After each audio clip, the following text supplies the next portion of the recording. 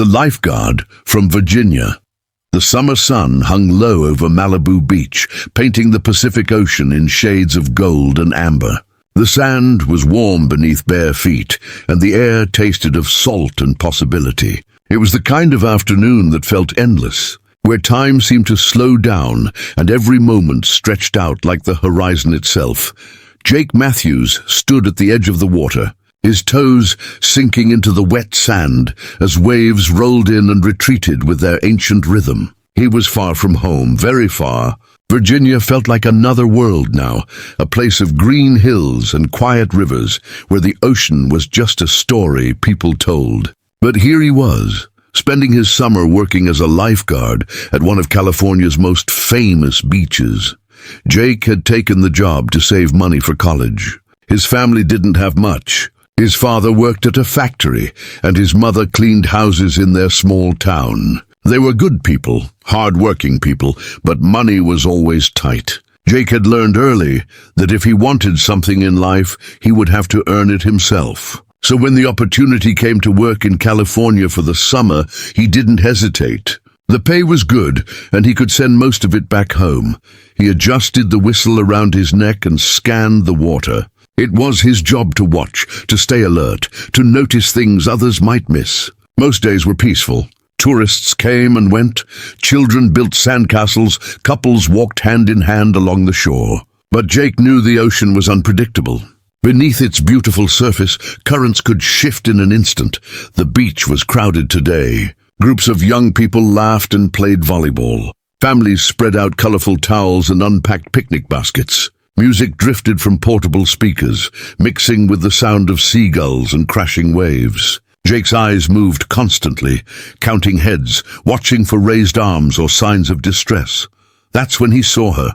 She was maybe 20 yards out, beyond where most swimmers stayed. Her blonde hair floated on the water's surface like strands of gold. At first, she seemed fine, just swimming, enjoying the ocean. But then Jake noticed something. Her movements changed.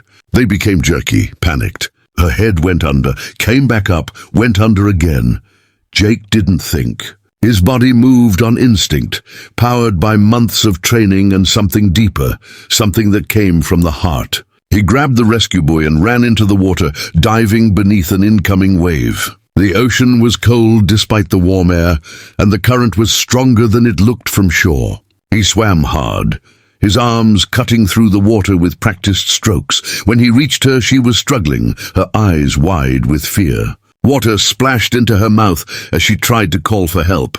Jake wrapped his arm around her, securing the buoy beneath her shoulders. "I've got you," he said, his voice calm and steady. "Don't fight. Just let me do the work." She stopped thrashing and leaned into him, trusting him completely. Jake began the swim back to shore, pulling her with him, fighting against the current that wanted to drag them both out to sea. His muscles burned and his lungs ached, but he didn't stop. He couldn't stop. Finally, his feet touched sand. He lifted her in his arms and carried her out of the water. A crowd had gathered, phones out, recording. Jake barely noticed them. He laid her gently on the sand, checking her breathing. She coughed, water spilling from her lips, and then she opened her eyes. They were blue as the California sky. "You're okay," Jake said softly. "You're safe now." She nodded, still coughing, her hand reaching up to grip his arm. "Thank you," she whispered. "You saved my life." Her name was Ashley Winters, and Jake learned this when the paramedics arrived to check her over. She insisted she was fine, just shaken up. She sat on the back of the ambulance, wrapped in a blanket, her wet hair falling over her shoulders. Jake stood nearby, filling out an incident report. "You were really brave out there," one of the other lifeguards said, clapping Jake on the shoulder. "That current was nasty today." Jake shrugged. "Just doing my job," but Ashley heard him. She looked over, and something in her expression softened. When the paramedics cleared her to go, she walked over to where Jake stood. "I want to thank you properly," she said. "Can I buy you dinner or something?" Jake hesitated. He wasn't used to this kind of attention. Back home, he was just a regular guy. Nobody special. "You don't have to do that," he said. "I want to," Ashley insisted. "Please, tomorrow night?" Jake found himself nodding. "Okay, sure." The next evening, Jake borrowed a clean shirt from his roommate and met Ashley at a small restaurant near the pier. It wasn't fancy, just a local place with wooden tables and fishing nets on the walls. But Ashley seemed to love it. She smiled as they sat down, and Jake noticed how different she looked now, relaxed, happy, alive.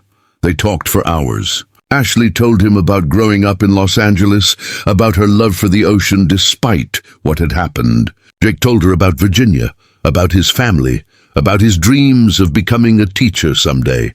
The conversation flowed easily, naturally, like they'd known each other much longer than a single day. It wasn't until the end of the meal, when Ashley insisted on paying and the waiter treated her with unusual deference, that Jake started to suspect something. And it wasn't until he walked her to her car, a sleek, expensive vehicle that probably cost more than his parents' house, that he began to understand. "Ashley," he said slowly. "Who exactly are you?" She bit her lip, looking almost embarrassed. "My father is Richard Winters. He owns Winters Industries. We're pretty wealthy," Jake blinked. Even he had heard of Winters Industries. They owned hotels, restaurants, real estate across California and beyond. Ashley wasn't just rich. She was a millionaire's daughter. "Why didn't you tell me?" he asked. "Because," Ashley said, meeting his eyes, "you're the first person in a long time who treated me like I was just me, not my father's daughter, not someone who could give you something. You saved my life because it was the right thing to do, not because you knew who I was." She stepped closer. "Oh, that means everything to me, Jake."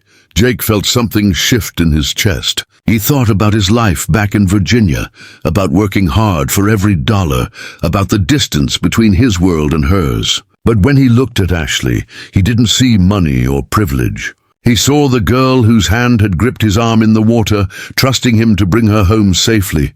"I'm still just a lifeguard from Virginia," he said quietly. Ashley smiled. "And I'm still just the girl you saved. Maybe that's all that matters."